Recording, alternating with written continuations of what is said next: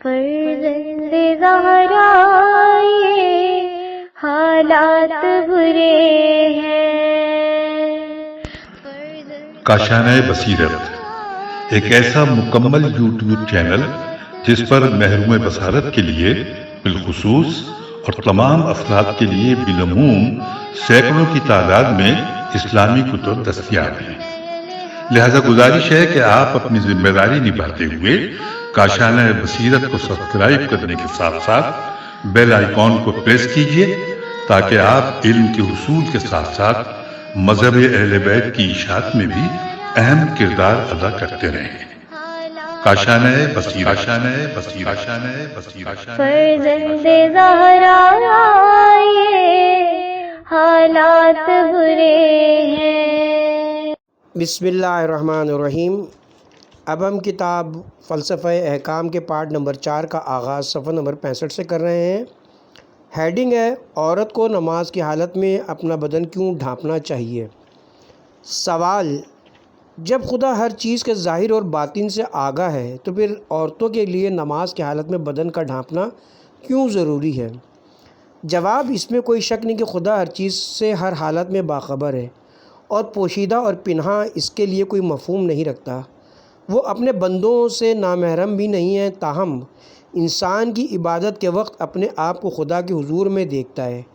اس سے ہم کلام ہوتا ہے اور راز و نیاز کرتا ہے۔ اسے چاہیے کہ اس حالت میں خدائے بزرگ کے حضور میں مناسب ترین لباس پہنے، اور ظاہر ہے کہ عورت کے لیے مناسب ترین لباس کامل لباس ہی ہو سکتا ہے، یعنی وہ لباس جو اس کی عفت اور پاک دامنی کی علامت ہو اور اس کے بہترین حالات کی عکاسی کرے۔ عبادت کی حالت میں فقط ایسا لباس ہی موزوں ہوتا ہے۔ مردوں کے لیے بھی نہ صرف یہ کہ ننگے بدن کے ساتھ نماز پڑھنا باطل اور خضوع کی روح اور خدائے قدوس کی بندگی اور احترام کے منافی ہے، بلکہ بہتر ہی کہ واجب مقدار میں پوشش کے علاوہ ایسے لباس کے ساتھ نماز پڑھی جائے جو بے حد احترام کی علامت ہو۔ مثلاً فقط زیر جامہ پہن کر نماز پڑھنا ٹھیک نہیں، بلکہ زیر جامے کے علاوہ اوپر والا لباس بھی پہننا چاہیے۔ ہیڈنگ ہے الکحل سے تیار کردہ مشروبات کیوں نجس ہیں؟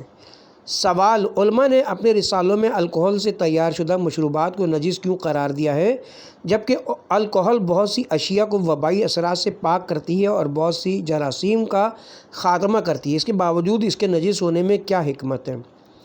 جواب: اصولاً جو چیزیں اسلام میں نجس اور ناپاک قرار دی گئی ہیں ان کی مختلف وجوہات ہیں۔ ان میں کچھ چیزیں چونکہ اپنی ماہیت کے لحاظ سے ناپاک اور پلید ہیں اور ان سے بہت سی بیماریاں پیدا ہوتی ہیں، مثلاً پیشاب اور خون وغیرہ، لہٰذا اسلام نے انہیں نجس قرار دیا ہے اور ان سے لازمی طور پر اجتناب برتنے کو کہا ہے۔ دوسرے زمرے میں وہ چیزیں آتی ہیں جو ظاہری طور پر نہیں بلکہ باطنی طور پر پلید ہیں، اور یہی وجہ ہے کہ اسلام نے انہیں ناپاک شمار کیا ہے۔ مثلاً کفار، ممکن ہے کہ کافر بظاہر پاک اور صاف ستھرا ہو، لیکن جیسا کہ 17ویں سوال کے جواب میں بتایا جائے گا، چونکہ وہ عقائد کے لحاظ سے گمراہ ہے، لہٰذا روحانی طور پر ایک ایسی نجاست کا حامل ہے جو بدن کی صفائی اور حفظان صحت کے اصولوں پر عمل پیرا ہونے سے دور نہیں ہو سکتی۔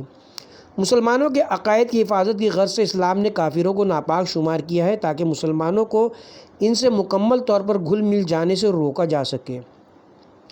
اور اس روک تھام کی بدولت ان کی روحانی پاکیزگی محفوظ رہے۔ اگر کفار کو ناپاک قرار نہ دیا جاتا اور ان سے ہر قسم کے میل جول کی اجازت دے دی جاتی تو ممکن تھا کہ بہت سے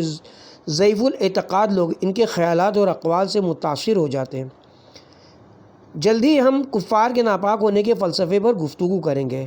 علاوہ ازیں کفار سے مکمل میل جول ان کے اسلامی معاشروں میں نفوذ اور نو آبادیاتی منصوبے بروئے کار لانے کا موجب بنتا ہے، تاہم ان کی طرف سے پیدا ہونے والے خطرات کا سدباب کرنے کی جانب پوری توجہ دیتے ہوئے ان سے تجارتی اور علمی تبادلوں کی بنیاد پر محدود پیمانے پر رابطہ قائم کرنا ممنوع نہیں، معاف کیجیے گا، دوبارہ پڑھتے ہیں اس کو۔ ان سے تجارتی اور علمی تبادلوں کی بنیاد پر محدود پیمانے پر رابطہ قائم کرنا ممنوع نہیں، اور اسی لیے اسلام نے اس پر پابندی عائد نہیں کی۔ تیسرے زمرے میں وہ چیزیں آتی ہیں جن میں مذکورہ بالا اقسام کی نجاستیں نہیں ہوتی لیکن وہ بہت سی اجتماعی اور انفرادی خرابیوں کا سرچشمہ ہوتی ہیں، مثلاً الکحل سے تیار ہونے والے مشروبات۔ یہ درست ہے کہ مکمل اجسام کو وبائی اثرات سے پاک کرتی ہے، لیکن الکحل مشروبات کا پینا بہت سی خرابیوں کا موجب ہے۔ اسلام نے ان خرابیوں کی روک تھام کے لیے اسے نجس قرار دیا تاکہ اس وسیلے سے اس کے استعمال پر بندش عائد کرے اور نتیجے کے طور پر لوگوں کو اس سے دور رکھے، کیونکہ یہ امر بدیہی ہے کہ اگر کوئی چیز ناپاک اور نجس ہو تو ایک مسلمان کوشش کرتا ہے کہ جہاں تک ممکن ہو اس سے پرہیز کرے اور اپنی زندگی اس سے آلودہ نہ کرے، اور یہی بات اس چیز سے دوری اختیار کرنے کا موجب بنتی ہے۔ ظاہر ہے کہ الکحل سے تیار شدہ مشروبات کے عدم استعمال کے سلسلے میں یہ نفرت اور کراہت بڑا گہرا اثر رکھتی ہے، اور یہ بجائے خود ایسے مشروبات کے خلاف ایک قسم کی سنجیدہ جنگ ہے۔ الکحل کے نجس ہونے کے بارے میں اوپر جو کچھ کہا گیا ہے اس کا تعلق الکحل سے تیار کردہ مشروبات سے ہے، لیکن صنعتی الکحل کا نجس ہونا علماء دین اور فقہا کے مابین مورود بحث ہے، کیونکہ اس قسم کے الکحل عموماً پینے کے قابل نہیں ہوتی بلکہ ایک زہریلا مادہ شمار کی جاتی ہے۔ ہیڈنگ ہے پسینے اور پیشاب میں کیا فرق ہے؟ سوال: پیشاب اور پسینے دونوں زائد مواد کی شکل میں خارج ہوتے ہیں، پھر ان میں سے ایک نجس اور دوسرا پاک کیوں ہے، جب کہ کہا جاتا ہے کہ دونوں کی کیمیائی ترکیب ایک دوسرے کے مشابہ ہے؟ جواب: یہ بات ذہن میں رکھنی چاہیے کہ اگر پیشاب اور پسینہ کیمیائی ترکیب کے معاملے میں کئی ایک لحاظ سے باہم مشابہ ہیں، لیکن کئی ایک لحاظ سے ان کے مابین فرق بھی ہے، اور ممکن ہے کہ ترکیب کے اسی لحاظ سے ان کے بارے میں دو مختلف حکم دیے گئے ہیں، کیونکہ جیسا کہ ہم دیکھیں گے پیشاب میں زہریلے مواد کا ایک ایسا سلسلہ موجود ہے جو پسینے میں نہیں ہے۔ اس قول کی توضیح ذیل میں کی جاتی ہے۔ پیشاب کی ترکیب میں مندرجہ ذیل مواد موجود ہے: urea, uric acid, ammonia, sodium chloride, calcium, potassium, phosphate, sulphate, جبکہ پسینے کی ترکیب میں موجود اجزاء نسبتاً کم ہوتے ہیں۔ اتفاقاً جو پسینہ جلد کے مساموں سے خارج ہوتا ہے وہ فوراً جلد کی سطح پر بخار بن جاتا ہے، اور یہ تبخیر بدن کی سطح پر جراثیم کی نشوونما کو روکتی ہے، جبکہ عین ممکن ہے کہ مختلف قسم کے جراثیم پیشاب میں باقی رہ جائیں۔ اس بنا پر قیاس کیا جاتا ہے کہ اسلام کے مقدس آئین میں بدن کے پسینے کو پاک اور پیشاب کو نجس کیوں قرار دیا گیا ہے؟ اس کی وجہ یہ ہے کہ نمبر ایک، رنگین مواد اور جو فقط پیشاب کی کیمیائی ترکیب میں وجود رکھتے ہیں زہر ہیں، اور ان کے زہریلے پن کا درجہ زیادہ ہے، اور ایسا مواد بدن کے پسینے کی ترکیب میں نہیں ہوتا۔ نمبر دو، پیشاب میں یوریا کی مقدار جو بجائے خود زہریلا پن رکھتا ہے پسینے کے یوریا سے کئی گنا زیادہ ہوتی ہے۔ نمبر تین، چونکہ پسینہ جلد کی سطح پر بخار بن جاتا ہے، اس لیے وہ جلد پر جراثیم کی نشوونما کے لیے کوئی موقع باقی نہیں چھوڑتا۔ نمبر چار، کئی ایک لحاظ سے پیشاب کا آمیزہ پسینے کے آمیزے سے تقریباً 10 گنا گاڑھا ہوتا ہے، اور یہی فرق ایک کو پورے طور پر مضر اور دوسرے کو بے ضرر قرار دے سکتا ہے۔ اور ان سب باتوں کے علاوہ پسینے سے بچنا بہت مشکل اور پریشانی کا موجب ہے، جبکہ پیشاب سے بچنا کسی طور بھی مشکل نہیں، اور یہ خود ان کے مابین ایک اور بڑا فرق ہے۔ ہیڈنگ ہے مردوں کو غسل دینے اور غسل مس میت کا فلسفہ کیا ہے؟ سوال: مردوں کو غسل دینے اور جس شخص نے میت کو مس کیا ہو اس کے غسل کرنے کا فلسفہ کیا ہے؟ اس کی کیا وجہ ہے کہ اگر کوئی مر جائے تو شرع مقدس اسلام کے مطابق ضروری ہے کہ اسے ایک خاص طریقے سے نہلایا جائے، اور اگر اسے غسل دینے سے پہلے کوئی شخص اس کے بدن کو چھو لے تو اس کے لیے بھی غسل کرنا واجب ہے؟ جواب: جیسا کہ ہم نے کئی دفعہ کہا ہے، اسلام کے کچھ فروعی احکام کا فلسفہ ہم پر واضح نہیں ہے، لیکن وقت کے گزرنے اور عقل انسانی کی ارتقاء اور علوم کی ترقی کے ساتھ ساتھ کچھ مسائل کا فلسفہ روشن ہو گیا ہے، اور ممکن ہے کہ آئندہ کچھ اور مسائل کے اسرار روشن اور واضح ہو جائیں۔ زیر بحث سوال میں جو نقطہ اٹھایا گیا ہے اس کے بارے میں کہا جا سکتا ہے کہ غسل میت کے لازم قرار دیے جانے کے اسرار میں سے ایک یہ کہ تمام اقوام جس طرح زندہ لوگوں کا احترام ضروری سمجھتی ہیں، اسی طرح مردوں کے لیے بھی خاص احترام کی قائل ہیں۔ اگرچہ اسلام نے مردوں کے بارے میں گزشتہ امتوں اور قوموں کی ایسی رسوم کو جو اوہام پرستی کا پہلو لیے ہوئے تھیں حذف کر دیا ہے، لیکن وہ مردوں کے لیے غسل، کفن اور دفن کی شکل میں احترام کو ضروری سمجھتا ہے۔ اس بنا پر میت کا غسل اور دوسری رسوم مردوں کے لیے ایک قسم کا پاکیزہ احترام ہے۔ دوسرے الفاظ میں اسلام انسان کی غیر معمولی قدر و قیمت کا قائل ہے اور اس نے مختلف وسائل اور بیانات کے ذریعے اس کی قیمت کو دوبالا کیا ہے، حتیٰ کہ یہ صورت موت کے بعد بھی انسان کے شامل حال رہتی ہے، اور اسلامی قوانین کی روح سے کوئی شخص ایک مسلمان میت کی اہانت کرنے کا مجاز نہیں بلکہ اس کی قبر کی بے حرمتی بھی نہیں کر سکتا۔ مردوں کا غسل، کفن اور دفن بھی انسان کے رتبے کے احترام کی ایک صورت ہے، ایسا احترام جس میں اوہام پرستی کا عنصر شامل نہیں۔ علاوہ ازیں چونکہ اسلام کے نقطۂ نگاہ سے موت زندگی کا مکمل خاتمہ نہیں بلکہ ایک نئی دنیا، نئی زندگی اور خدا کے جوار رحمت میں پہنچنے کے لیے ایک دروازہ ہے، اس لیے وہ حکم دیتا ہے کہ مردوں کو پاک صاف کیا جائے اور ایک سادہ اور پاک لباس پہنا کر سپرد خاک کر دیا جائے تاکہ یہ عمل حقیقی زندگی کی بقا اور دوام کی نشانی بن جائے۔ یہ ہے غسل میت کا فلسفہ۔ اب رہا مسئلہ غسل مس میت کا، اس سے بیشتر کہ ہم اس کا اصلی جواب دیں چند نقطوں کا ذکر کرنا ضروری معلوم ہوتا ہے۔ نمبر 1، جب کوئی مر جائے تو اس کے پسماندگان کے احساسات اور جذبات میں ہیجان پیدا ہو جاتا ہے اور وہ اچانک اس سے اپنا رابطہ منقطع ہوتا ہوا دیکھ نہیں سکتے۔ انہیں اس سے جو انس اور تعلق ہوتا ہے، اس کی بنا پر اس کے مرنے کے بعد بھی وہ اسے چومنا اور اپنی محبت بھری آغوش میں لینا چاہتے ہیں۔ نمبر 2، یہ نقطہ بھی بالکل واضح ہے کہ بیماری کے زیر اثر یا دفاعی قوت ختم ہو جانے کی وجہ سے مختلف قسم کے زہر پیدا ہو جانے کی بنا پر عموماً مردہ شخص کا بدن کئی قسم کے جراثیم سے آلودہ ہو جاتا ہے اور حفظان صحت کے لحاظ سے اس کے قریب جانا بہت سے خطرات کا موجب ہوتا ہے۔ نمبر 3، اسلام نے کبھی بھی انسانی جذبات اور احساسات کے خلاف جنگ نہیں کی اور نہ ہی ان کے فطری محرکات کو نظر انداز کیا ہے، بلکہ جذبات اور احساسات کی ایک خاص راستے کی جانب ہدایت اور رہنمائی کی ہے۔ مندرجہ بالا نکات پر غور کرنے سے یہ نتیجہ نکالا جا سکتا ہے کہ تمام لوگوں کو اور بالخصوص مرنے والے کے پسماندگان کو مختلف قسم کے جراثیم اور ایسی گوناگوں بیماریوں سے بچانے کے لیے جن کا میت کے بدن سے خود ان میں سرایت کرنا ممکن ہو، اور ساتھ ہی ساتھ اس غرض سے کہ مردے کو چھونا حرام قرار دے کر ان کے برافروختہ جذبات اور احساسات کو ٹھیس نہ پہنچائی جائے، اسلام نے ان کے لیے ایک شرعی شرط عائد کر دی ہے، یعنی حکم دیا کہ جو شخص بھی میت سے اتصال پیدا کرے اسے چاہیے کہ غسل کرے۔ اس میں کوئی شک نہیں کہ شرعی شرط جہاں زندہ لوگوں کے مردوں سے اتصال کو کافی حد تک محدود کر دیتی ہے، وہاں ان کے جذبات اور احساسات کو بھی نظر انداز نہیں کرتی، اور جب اس شرعی شرط کے ہوتے ہوئے لوگ مردے کے بدن کو چھوئیں تو غسل مس میت بجائے خود بدن دھونے اور ممکنہ جراثیم کو دور کرنے کا بہترین اور سادہ ترین طریقہ ہے۔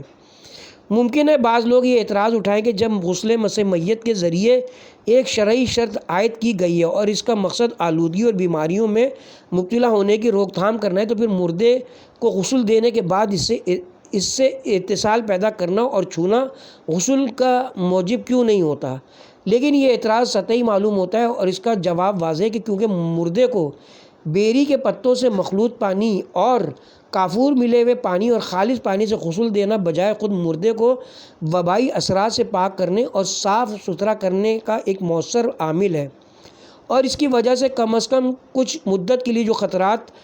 غسل سے پہلے موجود ہوں وہ باقی نہیں رہتے۔ ظاہر ہے کہ اس صورت میں مذکورہ بالا رسوم انجام دینے کے بعد تھوڑی سی مدت کے اندر میت کو دفن کر دیا جاتا ہے اور نئے جراثیم کی پیدائش اور ان کے انسان میں سرایت کرنے کا احتمال باقی نہیں رہتا۔ مردوں کے غسل اور مس میت کے متعلق جو کچھ کہا گیا ہے وہ احکام کے فلسفے کا ایک پہلو ہے۔ ممکن ہے اس کے کئی ایک اور نکات بھی ہوں جو فی الحال ہماری نظر سے پوشیدہ ہیں۔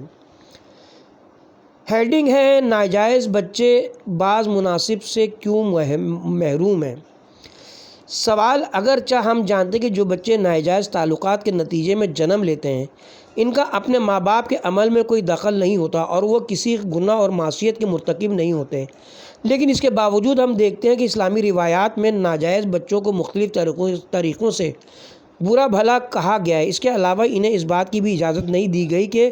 کئی ایک اہم اجتماعی مشاغل اور مناسب مثلاً قضاوت، امامت جماعت اور فتویٰ کو اپنائیں۔ یہ کیوں کر ممکن ہے کہ ایک شخص جو کسی گناہ کا مرتکب نہ ہوا ہو، محض اپنے والدین کے مجرم اور گناہگار ہونے کی بنا پر اس قدر لعنت ملامت کا سزاوار ٹھہرے اور اس حد تک خوش بختی اور اہم اجتماعی مناصب پر فائز ہونے سے محروم قرار پائے۔ اس کے علاوہ بعض لوگ یہ بھی کہتے ہیں کہ ایسے بچے نہ تو بہشت کے حقدار ٹھہرتے ہیں اور نہ ہی نیک بختی کا منہ دیکھتے ہیں۔ کیا یہ بات درست ہے؟ جبکہ ہم یہ بھی جانتے ہیں کہ خداوند حکیم ایک شخص کا گناہ دوسرے کے حساب میں نہیں لکھے گا۔ سورہ انعام آیت نمبر 164۔ جواب: اس سے بیشتر کہ ہم اصل جواب دیں، ضروری معلوم ہوتا ہے کہ مندرجہ ذیل نکات پر گفتگو کریں جو اس بحث کی بنیاد تشکیل دیتے ہیں اور پھر اس سے نتیجہ حاصل کریں۔ نمبر 1، چونکہ ناجائز جنسی تعلقات باپ اور فرزند کے درمیان قانونی رشتہ اور مالی روابط ختم کر دیتے ہیں، لہذا وہ ان خاندانی تعلقات اور جذبات کی جڑ کاٹ دیتے ہیں جو معاشرے کی تشکیل کی بنیاد ہیں۔ بعض اوقات تو ایک زناکار عورت کو یہ علم بھی نہیں ہوتا کہ وہ کس مرد کے نطفے سے حاملہ ہوئی ہے۔ اس طرح ایک ناجائز بچہ اپنے باپ، دادیوں، نانیوں اور عزیزوں اور رشتہ داروں کو نہیں پہچانتا، اور بالعموم بیسیوں ایسی اخلاقی، نفسیاتی، معاشرتی، تربیتی، خاندانی، مالی اور جذباتی خرابیاں ہیں جو زنا کے نتیجے میں پیدا ہوتی ہیں۔ یہ تمام چیزیں اس امر کا باعث ہوئی ہیں کہ انبیاء کرام اور اسی طرح انسانی قوانین وضع کرنے والوں نے عفت کے منافی اعمال کو حرام قرار دیتے ہوئے شرعی طور پر ناجائز جنسی تعلقات کے ممنوع اور غیر قانونی ہونے کا اعلان کیا ہے۔ نمبر 2، چونکہ ہر معاشرے اور قوم میں شادی بیاہ کے لیے قواعد و ضوابط موجود ہیں، لہٰذا ناجائز جنسی تعلقات قائم کرنا ایک خلاف قانون اور جارحانہ عمل ہے۔ یہی وجہ ہے کہ اس عمل کا ارتکاب کرنے والوں کو اپنے اندر ایک قسم کے گناہ اور اضطراب کا احساس ہوتا ہے جس کا سرچشمہ گناہ گاری کی روح اور برے نتائج ہوتے ہیں جن کا اس عمل سے پیدا ہونے کا امکان ہو، اور جب اس عمل کی تکرار یا دوسرے عوامل کی بنا پر تشویش کی اس حالت میں کمی واقع ہو جائے اور زناکار شخص کو بظاہر تشویش کا احساس نہ ہو، تب بھی اس کے باطنی ضمیر میں ایک بہت بڑا چور موجود ہوتا ہے اور وہ بدتمیزی، جرم، قانون شکنی اور انحراف کے بارے میں سوچ بچار ہے۔ نمبر 3، وراثت کے مسلمہ قانون کے مطابق دوسرے بدنی اور جسمانی اثرات کی طرح ماں باپ کی نفسیاتی اور ذہنی کیفیات بھی اولاد کو منتقل ہو جاتی ہیں۔ جس طرح والدین کی جسمانی خصوصیات مثلاً آنکھوں کی رنگت، بالوں کی سیاہی، بھووں کی پیوستگی اور بدن کی خصوصیات عموماً وراثت کی شکل میں فرزندوں کو منتقل ہو جاتی ہیں، اسی طرح ان کی نفسیاتی اور اخلاقی کیفیات مثلاً تندخوئی، سادہ دلی، اخلاص، غصہ اور سرکشی وغیرہ بھی وراثت کے ذریعے فرزندوں کو منتقل ہو جاتی ہیں۔ در حقیقت یہ وراثتی ہے جو افراد کے مستقبل کی بنیاد رکھتی ہے اور انسانوں کی شخصیت کے ایک قابل توجہ حصے کی تعمیر کرتی ہے اور ان کی خوش بختی اور بدبختی کے لیے میدان ہموار کرتی ہے۔ مندرجہ بالا نکات سے ہم جو نتیجہ اخذ کر سکتے ہیں وہ یہ ہے کہ ناجائز بچے اپنے والدین سے سرکشی، بدتمیزی، قانون شکنی اور گناہ کا جوہر اس حد تک ورثے میں پاتے کہ ان کے لیے جرم اور گناہ کے ارتکاب کا میدان زیادہ ہموار ہوتا ہے۔ وہ دوسروں کے مقابلے میں گناہ کے ارتکاب کے لیے زیادہ تیار رہتے ہیں، لہٰذا اگر انہیں شخصی طور پر غلط تربیت ملے یا ماحول نامناسب ہو تو یہ بات اس امر کے لیے کافی کہ ان کی آلودہ اور ناکارہ روح کی اصلیت جو راکھ کے نیچے آگ کی مانند چھپی رہی ہو، ظاہر ہو جائے اور ان کی خوش نصیبی اور نیک بختی کے خرمن کو جلا کر راکھ کر دے۔ جہاں تک ناجائز طور پر جنم لینے والے لوگوں کے اجتماعی عہدوں سے محروم ہونے کا سوال ہے، جو کچھ ان لوگوں کی نفسیاتی کیفیت کے بارے میں اوپر بیان ہوا ہے، اس کے اور اس بات کے علاوہ کہ یہ عملی قومی مفاد کی حفاظت کے لیے ایک قسم کی معقول احتیاط تصور ہوتا ہے۔ اسلام اس قسم کے نازک اجتماعی عہدوں پر فائز ہونے کے لیے عمومی اعتماد کے حصوں کو بھی اہمیت دیتا ہے، لہٰذا اس نے ایسے لوگوں کو جن کی خاندانی حیثیت میں نقائص ہوں یا جن کے سوا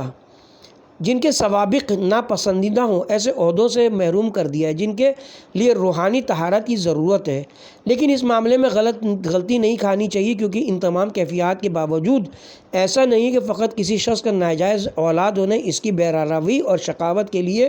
علت تعامہ ہو، اور صحیح اسلامی تعلیم اور تربیت حاصل کرنے کا ارادہ اور اختیار اس سے مکمل طور پر چھین لیا گیا ہو، اور وہ زندگی کے صحیح اصولوں پر عمل پیرا ہو کر بھی خوشبختی کا اہل نہ بن سکے۔ نہیں، ایسا نہیں ہے۔ ناجائز طور پر جنم لینے والے لوگ بھی فطری اور قانونی اولاد کی طرح بھلائی یا برائی کے راستے کے انتخاب میں آزاد ہیں۔ وہ بھی اپنے ارادے اور اختیار کی بدولت تقویٰ اور فضیلت کا راستہ اپنا کر نجات پانے والوں اور اہل بہشت میں شامل ہو سکتے ہیں۔ ایسا نہیں ہے کہ وہ فطری طور پر شریر اور مجرم پیدا ہوئے ہیں اور کسی طرح بھی پلیدی اور گناہ کی چنگل سے رہائی نہ پا سکتے ہوں، بلکہ جیسا کہ امام صادق علیہ السلام نے فرمایا ہے، ناجائز فرزند تربیت کے لیے کام کرنے اور اپنی ذمہ داریاں پوری کرنے کے لیے تیار ہوتا ہے۔ اگر اس کے اعمال اچھے ہوں تو اسے نیک جزا ملتی ہے، اور اگر وہ برے اور ناپسندیدہ کام انجام دے تو اپنی نافرمانی کی سزا بھگت لے گا۔ اگرچہ ناجائز فرزندوں کی سرکش طبیعت جو کہ گناہ اور قانون شکنی سے زیادہ لگاؤ رکھتے ہیں، گناہ کے خلاف جنگ کے سلسلے میں ان کے لیے فریضے کی ادائیگی کو زیادہ کٹھن بنا دیتی ہے، لیکن اگر وہ اپنے باطنی میلان کے برخلاف خدا کے احکام اور زندگی کے صحیح اصولوں کی پیروی کریں تو افضل الاعمال و حمزہا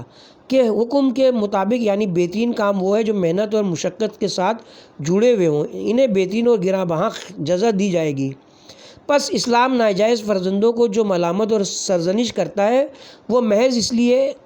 ہے کہ تاکہ انہیں خبردار کیا جائے کہ وہ بڑی خطرناک صورتحال سے دوچار ہیں، اور انہیں چاہیے کہ وہ اپنے فرائض سے عہدہ برا ہونے اور گناہوں سے بچنے کے سلسلے میں پوری احتیاط برتیں۔ اس سے یہ مراد نہیں کہ تعلیم و تربیت کا ان پر کوئی اثر نہیں ہو سکتا اور وہ یقیناً دوزخ میں جائیں گے۔ دوسرے الفاظ میں وہ فرزند جو ناجائز تعلقات کے نتیجے میں جنم لیتے ہیں ان بچوں کی مانند ہیں جو بیمار والدین مثلاً سل اور جنسی امراض وغیرہ کے مریض کے ہاں پیدا ہوتے ہیں۔ ایسے بچوں کے ان امراض میں مبتلا ہونے کا زیادہ امکان ہوتا ہے، اور اگر ان کا بروقت علاج نہ کیا جائے تو ان کے جلد ہی بیمار پڑ جانے کا خطرہ ہوتا ہے۔ یہی وجہ ہے کہ عوامی مفاد کی رعایت کرتے ہوئے اور لوگوں کا اعتماد بحال کرنے کی خاطر ایسے بچوں کو جنہیں مثلاً سل کی بیماری کا خطرہ لاحق ہو، خوراک وغیرہ سے متعلقہ کاموں کی ذمہ داری نہیں سونپنی چاہیے۔ بیمار والدین کے بچوں کی طرح ناجائز فرزند بھی قانون شکنی، گناہ اور جرم کے لیے ایک طرح کی آمادگی رکھتے ہیں۔ اگر ان کی تعلیم و تربیت، صحیح ماحول، صحت مند اور ارادہ مستحکم نہ ہو تو ممکن ہے کہ وہ پستی میں گر کر جرائم پیشہ لوگوں میں شامل ہو جائیں۔ ان وجوہات کی بنا پر عوامی مفادات کا تقاضا ہے کہ وہ لازمی اجتماعی احتیاط کی رعایت کرتے ہوئے بعض عہدوں کی ذمہ داریاں سنبھالنے سے باز رہیں۔ البتہ بعض لوگوں کا یہ خیال ہے کہ ناجائز فرزند قطعاً نیک بختی اور نجات سے بہرہ نہ ہوں گے، بلکہ غلط ہے، بلکہ وہ بھی دوسروں کی طرح خوش قسمت اور سعادت مند افراد بن سکتے ہیں، لیکن جیسا کہ ہم پہلے کہہ چکے ہیں، چونکہ ان کا روحانی پس منظر دوسروں کے مقابلے میں ناموافق ہوتا ہے، لہٰذا انہیں قوی تر اور بیشتر احتیاط اور تربیت کی ضرورت ہوتی ہے۔ یہ ایسے ہی ہے جیسے یہ ضروری نہیں کہ ایک مدقوق شخص کا فرزند یقیناً مدقوق ہو، بلکہ حفظان صحت کے اصولوں پر عمل کر کے اسے دوسروں سے زیادہ طاقتور بنایا جا سکتا ہے اور اس بیماری سے نجات دلائی جا سکتی ہے۔ حاصل مطلب یہ ہے کہ بدبختی کے لیے میدان ہموار ہونا اس بات کی قطعی دلیل نہیں کہ انسان اس میں مبتلا ہوگا، بلکہ قوی ارادے اور تربیت سے اس کا استدباب کیا جا سکتا ہے۔ یہ امر قابل توجہ ہے کہ اگر ایسے ناجائز فرزند گناہ کے مقابلے میں ثابت قدم رہیں تو وہ اپنے جیسے ہم رتبہ لوگوں کے مقابلے میں بہتر اور بلند تر مقام حاصل کریں گے، کیونکہ انہوں نے زیادہ ریاضت کی ہوگی۔ صفحہ نمبر 82 ہیڈنگ ہے صحت کے لیے سور کے گوشت کے مضر اثرات۔ سوال: سور کا گوشت کھانے میں کیا خرابی ہے کہ اسلام نے اس کی ممانعت کی ہے، حالانکہ عیسائی قومیں اسے بڑی رغبت سے کھاتی ہیں؟ جواب دور حاضر میں یہ حقیقت پائے تکمیل کو پہنچ چکی ہے کہ سور کا گوشت اس سے کہیں زیادہ خطرناک ہے جتنا خطرناک اسے تصور کیا جاتا ہے۔ اس کے استعمال کرنے والے کو اس بنا پر جو خطرات لاحق ہوتے ہیں وہ کئی ایک ہیں۔ یہ اخلاقی نقطۂ نظر سے بھی ہوتے ہیں جو اندرونی افراز کے ہارمونز کے ذریعے صورت پذیر ہوتے ہیں، اور حفظان صحت کے نقطۂ نظر سے بھی ہوتے ہیں۔ یہاں ہم اس کی صحت کے لیے فقط ایک مضرت کی جانب اشارہ کریں گے جو ٹریکمنکس نامی ایک مخصوص بیماری کا نام نہیں پڑھا جا رہا ہے، ایک مخصوص بیماری ہے جس کا تاحال کوئی علاج دریافت نہیں ہو سکا۔ اور لطف کی بات یہ کہ جو کچھ آپ ذیل میں پڑھیں گے وہ امریکہ کے ایک علمی مرکز کا مقالہ ہے جو ڈاکٹر محمد غفرانی صاحب کے توسط سے ہمارے لیے ارسال کیا گیا ہے۔ ہیڈنگ ہے سور سے پیدا ہونے والی ایک خطرناک بیماری۔ حفظان صحت کے بہت سے اداروں کو ڈاکٹروں سے ایسے مریضوں کے بارے میں رپورٹیں موصول ہوئی ہیں جو بیماری میں بڑی شدت سے مبتلا ہیں، اور اب یہ رپورٹس کسی حد تک یہ ظاہر کرتے ہیں کہ اس بیماری نے وبا کی شکل اختیار کر لی ہے، یعنی قاعدے کے مطابق اس بیماری کے جتنے واقعات معاشرے میں ہونے چاہیے وہ اس سے کہیں زیادہ ہیں۔ ایک عام بیماری جو بال کی شکل کے ایک چھوٹے سے کیڑے کی وجہ سے پیدا ہوتی ہے جو بذات خود مٹی کے کیڑوں کی ایک قسم ہے۔ یہ کیڑا اپنی زندگی سور اور کچھ دوسرے حیوانات کے بدن میں گزارتا ہے، اگرچہ ممکن ہے کہ ہر دودھ پلانے والے جاندار ان کیڑوں سے آلودہ سور کا گوشت کھانے سے خود اس مرض میں مبتلا ہو جائے، لیکن اس سلسلے میں انسان کی حساسیت کہیں زیادہ ہے۔ مثال کے طور پر ریچھ کو سور کے بدن کی اتڑیوں جیسے اجزاء کھانے سے بآسانی یہ بیماری لگ جاتی ہے، اور جو شکاری اور دوسرے افراد جو بیمار ریچھ کا گوشت استعمال میں لاتے ہیں وہ بھی باری باری اس بیماری میں مبتلا ہو جاتے ہیں۔ عموماً انسان سور کا ایسا گوشت کھانے سے جو مکمل طور پر پکا ہوا نہ ہو اس بیماری میں مبتلا ہو جاتا ہے۔ کوئی شخص یہ دعویٰ نہیں کر سکتا کہ سور کا جو گوشت وہ استعمال کر رہا ہے وہ مکمل طور پر پکا ہوا ہے، کیونکہ اب بھی سور کا گوشت کھانے کی وجہ سے رونما ہونے والے واقعات میں دیکھنے میں آتے ہیں۔ گو بظاہر استعمال سے پہلے اس گوشت کو جدید وسائل کے ساتھ اطمینان بخش پر پکایا گیا تھا، اور خود مقالہ نویس آخر میں ان مطالب کی جانب اشارہ کرتا ہے۔ پر مبنی ایک مطالعے سے پتہ چلتا ہے کہ جن 2.5 کروڑ افراد نے اس طفیلی کیڑے کو اپنے بدن میں نشوونما دی ہے ان میں سے صرف ایک دستے نے بیماری کی علامتیں ڈاکٹری کے واضح طریقے کے مطابق ظاہر کی ہیں، لیکن بیماری کے ہزاروں واقعات ایسے ہیں جو ڈاکٹروں کی نظروں سے اوجھل رہے ہیں۔ اسی طرح اندازہ لگایا گیا ہے کہ ان 2.5 کروڑ افراد میں سے جن کی آلودگی اس کیڑے کے بدن کی عضلات میں پیدا ہونے سے وقوع پذیر ہوئی ہے اور جو زیادہ تر ثابت ہو گئی ہے، 16,000 افراد ایسے ہیں جنہوں نے اپنی بیماری مشخص اور واضح طور پر ہسپتالوں میں ظاہر کی ہے، جن میں سے 5% آلودگی کی شدت کی بنا پر فوت ہو گئے۔ صفحہ نمبر 85 ہیڈنگ ہے کافر کیوں ناپاک ہیں؟ سوال اس بات کے پیچھے کیا فلسفہ کار فرمائے کہ اسلام کے نقطۂ نگاہ سے دوسرے مذاہب کے پیرو اور مختصراً کفار ناپاک ہیں اور مسلمانوں کے ساتھ میل جول نہیں رکھ سکتے، حالانکہ صفائی اور حفظان صحت کی رعایت کرنے کے لحاظ سے وہ بعض مسلمانوں سے بہتر ہیں۔ ظاہر ہے کہ اس سوال کا یہ جواب دینا کہ ممکن ہے ان سے میل جول سے بدعقیدگی پیدا ہو اور وہ بعض اوقات اپنی بحث اور گفتگو اور فریب کاری سے ایک مسلمان کو گمراہ کر دیں، یا یہ کہ بائیکاٹ کے ذریعے ایک غیر مسلم کو اسلام کی جانب متوجہ کیا جا سکتا ہے، غلط ہے، اور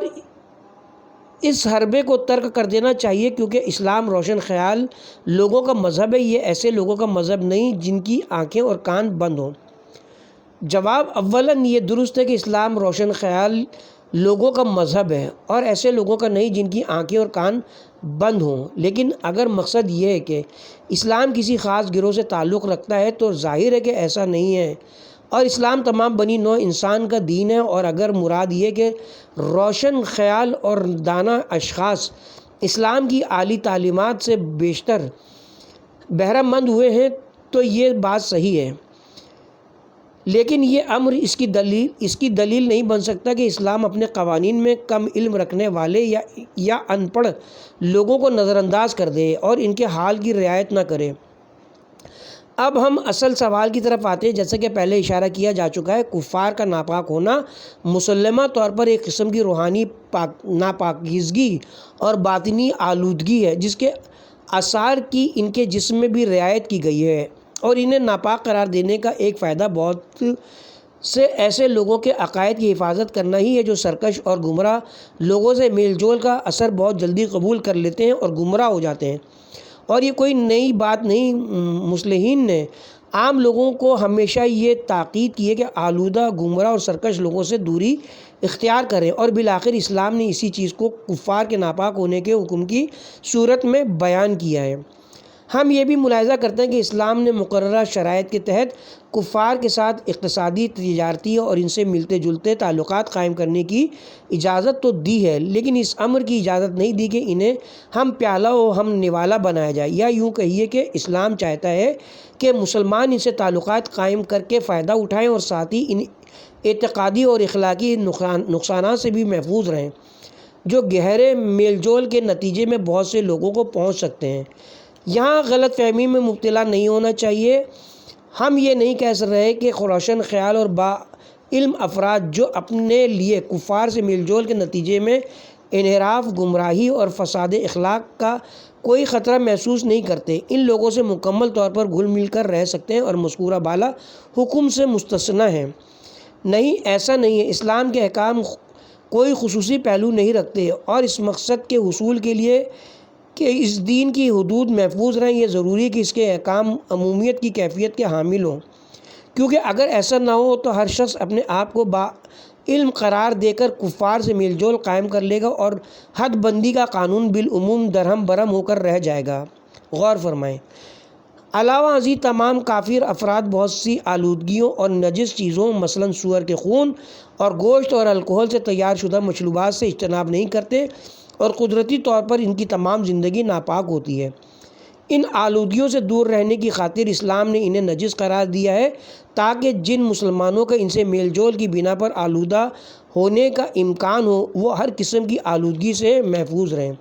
اس کے ساتھ ہی ہم یہاں پہ اب کتاب کے پارٹ نمبر 4 کا اختتام کرتے ہیں،